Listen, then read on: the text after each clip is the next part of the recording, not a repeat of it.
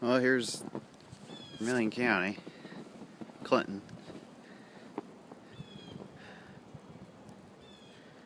Kind of a lame blizzard if you ask me, but it's only if you're asking, I guess. Let's see.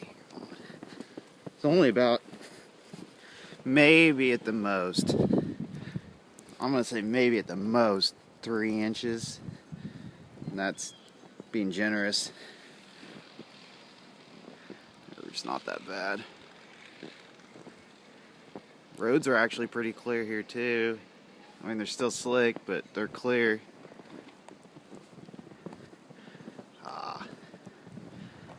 Anyway, that's about it. See the road up there a little bit.